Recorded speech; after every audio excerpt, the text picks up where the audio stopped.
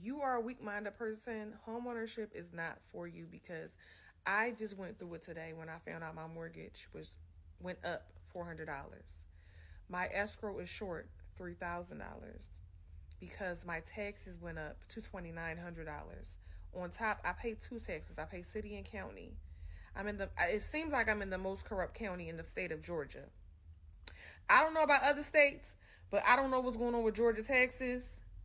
But them skyrocketing, and I am in an affluent county. I am near, a gold mine. When I talk to everybody, they're like, "Don't sell. You're in a great space. You're in an investment property. You should rent." And I'm just like, I'm ready to sell this shit and go back to an apartment. I don't care what nobody think.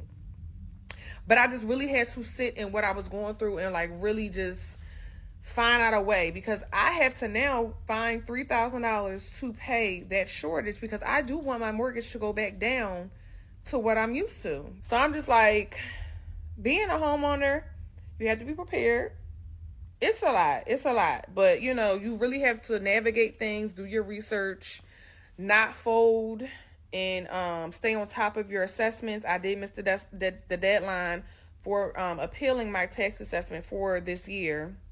But I do have the option to do homestead exemption, and I do have the option for next year to appeal, and I will be doing that stuff. If you're looking to be a homeowner, just do your research.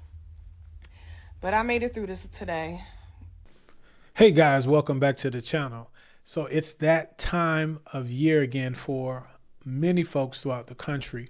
Escrow accounts are being reevaluated, and a lot of people are being surprised. The purpose of the video is to give you some tips that you can implement so that you're not caught off guard with notices of payment increases as it pertains to your escrow account. At the end of the day, there's a lot of bad information online speaking about house payments, and your house payment didn't change, but the taxes and or insurance most likely did. As it pertains to this first young lady, a couple of things that just jumps off the page to me. Don't buy a home if you can't afford it, respectfully. The reason I say that is this. She mentioned, hey, I'm doing this by myself. She also mentioned that she probably tapped into some type of program to get a roof redone. And all those things, to me, someone that's been in this business as long as I've been in it, says that, hey, this is a person that just got into the home. I often try to warn people that you have to have not just the monies to get into the home, but to maintain the property. I'm always referencing 14 cents times your square footage. That is a calculation that VA uses, and I find it to be very sage for those that are looking to own a home, in that if you cannot put aside whatever that total is, that 14 cents times whatever the square footage is of your home from day one, then you really strongly have to consider it. Number two, 3, 4 are better than one. And so she said it tongue in cheek that she may have to get a husband. But if you buy a home on your own, you have to be able to maintain it. All of this stuff around us is decaying, just like your body. It's getting older every day that you live, and you have to maintain it. I'm not trying to discourage you from being a homeowner, but the whole goal to me of all of this information that's out now is so that you are aware of what it really takes. And if you're someone that's looking for the truth, you can find it in videos such as these.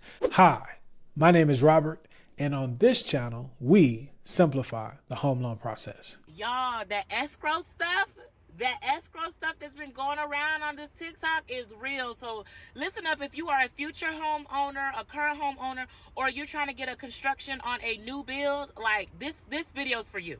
Okay, so I purchased a home April 24th of 2024, okay? That is key. And I've been paying it on time, paying a little bit more than I have to, because, I want to get this mortgage knocked out. Long story short, why I go on my app to check my mortgage status just to kind of see where I'm at, because some told me to check it, and my mortgage went up $400. $400, like $400. All right, so I'm crashing out. Like, I'm so crashing out. Like, I literally called the mortgage company. I'm like, yo, boom, check it. What's going on? I'm not behind. I've been paying on time. Like, how does your mortgage for a fixed mortgage go up $400? Like, I need some explanation. Like, y'all got to tell me something. The lady goes and tell me, ma'am, you had a shortage in your escrow. You had, like, let's say $1,800 for your escrow, but your property taxes was $3,600. Anyways, when y'all new to the mortgage world, this sounds like Spanish. Like, what does that mean? Like, I'm going back and forth with her, like, explain to me. Like, you can't tell me what the shortage is. Like, what is it? So we go back and forth. Like, we on the phone like an hour, 28 minutes, y'all. No lie, because to me, I'm not going to agree to something that I don't understand. Like, you got to, I don't care if you have to break it down to, like, baby terms. You got to explain it to me so I can understand. I want to be off that call like, okay, I get it. My call has been resolved. So, boom, check it. Next. So, at this point, she low-key don't really know too much of what she's talking about because she kind of put me on hold several times, talking to a supervisor, coming back on the phone. Then, finally, she mentioned that the amount that you owe is from the taxes, the property taxes on your property. You had about $1,800 for property taxes in your escrow, which escrow is like this account that kind of holds your insurance fees and your property taxes fees. She said that I only had $1,800 in there, and when they got the paper from my tax assessor office, I owed $3,600 for the property. So when she said annual, something dawned on me. Like, I said, ma'am, annual like the last 12 months, or annual, you just said annual because it's last year. She said the last 12 months. So now I'm like, okay, bet. I moved in there April 24 of 2024. I wasn't there 12 months. And the way she said it runs from October of the previous year to October of the current year. So, ma'am, I only need to be paying for May, June, July, August, September, October. October of last year up to April, I'm not responsible for that. Y'all not gonna get me for that. So then she was like, oh, well, ma'am, I seen this before. You need to get in contact with your tax assessor office. Well, there's two issues with that. Ma'am, if you've seen this before, we should have been on the phone for an hour and 28 minutes. You could have said, hey, maybe it's something to do with your tax assessor. You could have started that off 3 minutes into the call, but you didn't. So you really didn't know what you're talking about. But anyway, boom, the next day, I called the tax assessor office. They say they don't do no prorations. The person who was supposed to do the proration would have been the closing office. You need to talk to the closing people. So I'm like, all right. So I'm back on the hunting trail. I called the closing people. Oh, and I forgot to mention, the tax assessor office said I should have gotten either like a refund check for the days that the previous owner/seller was responsible for the taxes, or I would have gotten a credit on my closing costs for the amount that he needed to pay for the time frame that it was under his name. All right, so boom, now I called the closing company. I called the closing company, and I'm trying to explain to the lady what the previous two people explained to me. First and foremost, let me tell you something. You guys going to have to advocate for yourselves because nobody else is going to do it. Me and this lady went back and forth for like almost 30 minutes. She kept saying that the amount that I'm supposed to be charged is accurate and that this, that, and the third, the cost is the cost. I offered to put her on the three-way with the tax assessor office because maybe I was not communicating it effectively. Maybe she wasn't getting what I was coming from. She was not picking up what I was putting down. I told the lady, hey, get the calculator out. We can go over the numbers. Numbers don't lie. She did not want to do any of that. She kept saying, they're going to tell you the same thing I'm telling you now. The amounts is accurate. We gave you a credit of $131. First of all, $131 compared to $3,600 for the year, baby, you didn't give me nothing. So we're gonna dispute that. At that point, I called my husband because I'm letting him know what's going on. She called me within 20 minutes of being on the conversation, of being on the phone with my husband. Why she gonna say, ma'am, I just want to apologize. I sincerely want to apologize. Long story short, get this, y'all. Long story short, we charge you taxes based off of when it was a plot of land. So pretty much before my house was built on that land, they charged me the taxes on that land. The moment construction happened on that land, the tax was supposed to be appraised for the property of a structure on that land. So it went from $238 in property taxes a year for the land to $3,600 in property taxes a year for that land. So pretty much, homeboy, the seller, is responsible for 7 months. And I'm due a credit of over $2,000. But mind you, I would not have gotten to that position with her if I did not advocate for myself. So if you are building on a new land, a new construction on land, or if you just purchased new land, you need to call your let me save you the time. Call the lending closing company who did your paperwork and make sure that they're appraising taxes on the land that has a structure on it and not just the land. It will save you thousands of dollars, and you will be getting a refund check like myself. They're working on giving that check. And you can go ahead and give it to the mortgage company so that you are not in a due for escrow. You're not in a negative for your escrow. Learn from their mistakes, because I didn't make no mistake, but I did the due diligence to find out that there was an issue. Now, there was a whole lot going on, but I wanted to let her complete what she had to say so then I could come back in and do some correcting. So first thing I would want to say to you is this.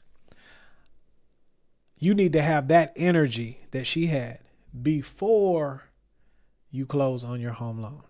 You need to advocate for yourself and do your due diligence up front, and you won't have the heartache on the back end. But let's assume you don't know what's going on. The second thing I want you to do is this. You got to trust but verify. What do I mean by that? A license doesn't make a professional. I have a license, NMLS, National Mortgage Licensing Systems, 180100, to be able to facilitate originating and closing residential mortgage loans. But that does not mean that I know what I'm doing. And if you listen to what she's saying, I'm going to make a couple of corrections. So it sounds like she was buying new construction. So here's the deal with new construction. The builder at the time of closing and the title work, the taxes, that the tax certificate that's going to be given is going to be the numbers that's used to determine what your future taxes are. Now, that's incorrect because, as she was stating, or she didn't really say it, but the builder is taxed on an unimproved project, unimproved land. When you buy the home, once a certificate of occupancy is issued, meaning someone is now going to live in the home, and the county gets around, county, township, parish gets around to assessing now that this is an improved piece of land with a property on it, your taxes are going to be different. Most taxes, and I've done loans in 46 states, you're being taxed in the rears. Okay. The time has come and then the taxes come due either 6 months or in a year. I'll use Texas as an example. So at this time of the year, well, really around October, a lot of servicers, they're not your lender, I'll explain in a minute, but a lot of servicers, they'll send out bulk checks. Say they're servicing portfolios with thousands of home buyers. Okay. And so they're sending out these checks to all of the townships, parishes, and counties to make payments on taxes.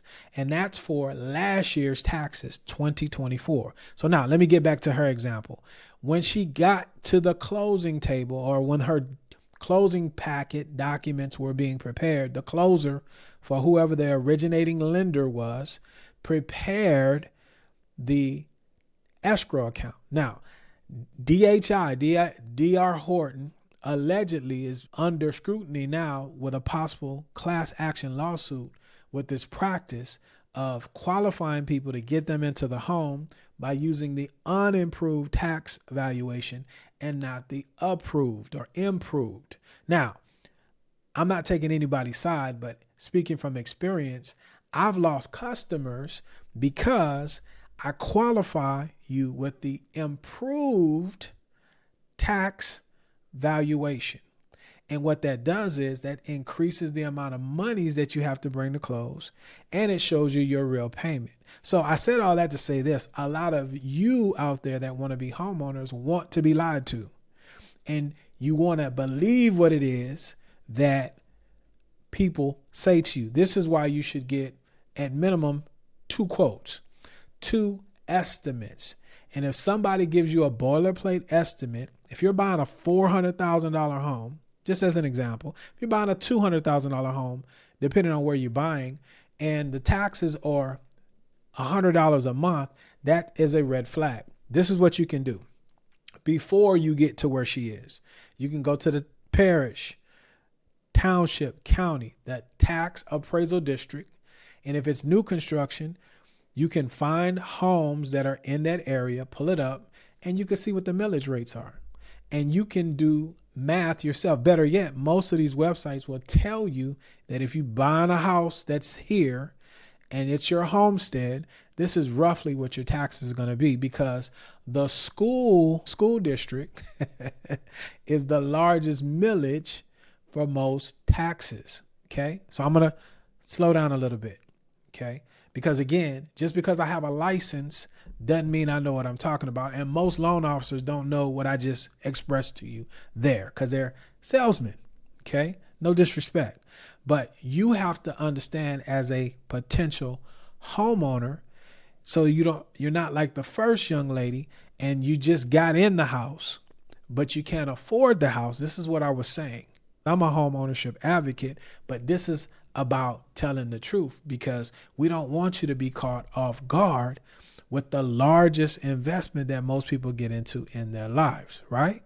And so this is how a new construction home, okay, can cause someone to have a ginormous increase in their monthly payment because it was not calculated properly up front. Moreover, because taxes are being collected from the rears, okay, this is 2025. If you bought a house anytime in 2025, your taxes going forward were based on 2024's tax bill.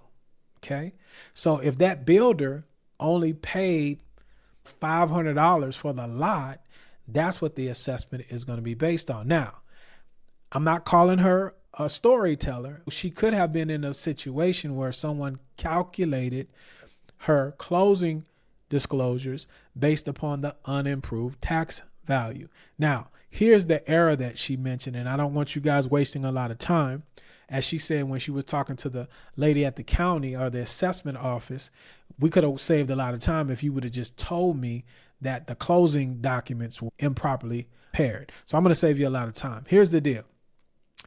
The proration that you're going to get happens at the time of closing.